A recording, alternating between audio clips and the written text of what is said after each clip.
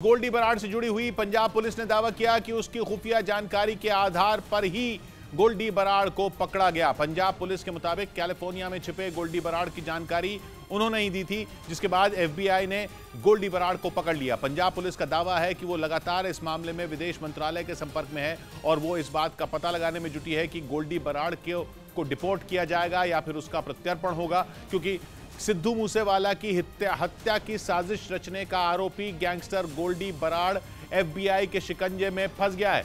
Punjab police के मुताबिक उसे अमेरिका ने कैलिफोर्निया में हिरासत में लिया गया है, उसके खिलाफ इंटरपोल ने रेड कॉर्नर नोटिस जारी किया। सूत्रों के मुताबिक कुछ वक्त पहले ही गोल्डी बराड़ कनाडा से भागकर अमेरिका भाग गया था, जहां एफबीआई ने उसे गिरफ्त में ले लिया। बताया जा रहा है कि गोल्डी बराड़ कनाडा से भागकर अमेरिका इसलिए गया था ताकि उसकी जान बच सके, क्योंकि सिद्धू मूसेवाला हत्याकांड के बाद से ही वो बम्बिहा गैंग की आंखों में गड़ने लगा था। वैसे तो गोल्डी बराड़ की बम्बैया गैंग से दुश्मनी पुरानी है, लेकिन सिद्धू मूसेवाला हत्याकांड के बाद गोल्डी बराड़ बम्बैया गैंग का सबसे बड़ा दुश्मन बन गया। कुछ रोज पहले ही बम्बिया गैंग ने सोशल मीडिया के जरिए ऐलान किया था कि गोल्डी बराड़ उसका अगला निशाना है। बताया जा रहा है कि इसी वजह से कनाडा में छिपकर अपने काम को अंजाम देने वाला गोल्डी बराड़ भागकर अमेरिका पहुंच गया और वहां वो अमेरिका की खुफिया एजेंसी के हत्थे चढ़ गया।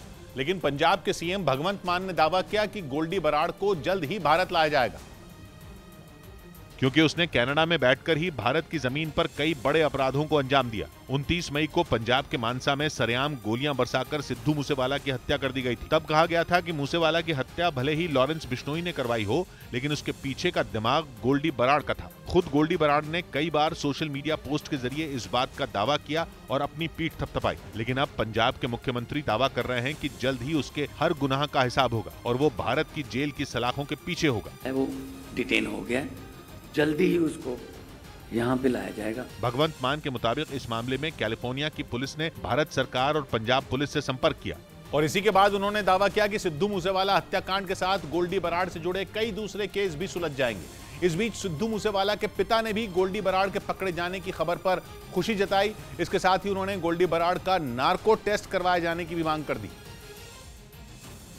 क्योंकि मूसेवाला के पिता को शक है कि उनकी हत्या के पीछे बड़ी साजिश है। यानी ये सिर्फ दो गैंग के बीच की लड़ाई नहीं है, बल्कि सिद्धू मूसेवाला की हत्या करवाने के पीछे कई दूसरे लोग भी हो सकते हैं। इसी वजह से मूसेवाला के पिता ने ये मांग की कि हत्याकांड में शामिल लॉरेंस बिश्नोई, जग्गू भगवानपुरिया और गोल्डी बराड़ को एक साथ बिठाकर पूछताछ होनी चाहिए। इन्हां दे नार्को टेस्ट होने चाहिए ने, बिल्कुल स्थिति सारी साफ हो जाएगी। इससे पहले उन्होंने पंजाब सरकार से गोल्डी बराड़ पर इनाम घोषित करने की मांग की थी।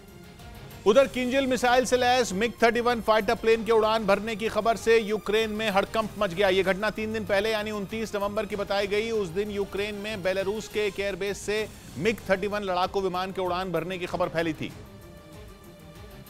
जिसके बाद हमले की आशंका को देखते हुए यूक्रेन की सरकार की तरफ से देश भर में हवाई अलर्ट जारी कर दिया गया। यही नहीं, यूक्रेन के नागरिकों के बीच एक मैप ने सनसनी फैला दी, जिसमें यह दिखाया गया कि यूक्रेन की वो कौन सी जगहें हैं जहां रूस की सेना अपनी किंजल मिसाइल दागकर तबाही मचाने की कोशिश कर सकती है। क्योंकि किंजल मिसाइल इतनी खतरनाक होती है कि जहां भी गिरती है वहां सिर्फ तबाही के निशान ही बचते हैं। दावा है कि किंजल मिसाइल आवाज से 10 गुना तेज रफ्तार से दुश्मन पर वार करती है और जिस मिग-31 लड़ाकू विमान के उड़ान भरने की खबरें सामने आई, उसे खासतौर से परमाणु हथियारों से लैस हाइपरसोनिक मिसाइलें ले जाने के लिए ही तैयार किया गया। ऐसे में यूक्रेन के लोग डर के साए में जीने को मजबूर हो गए। हालांकि कुछ देर बाद किंजल मिसाइल से लैस मिग-31 फाइटर जेट के बेलारूस के एक एयरबेस से उड़ान भरने के दावे को खारिज कर दिया गया।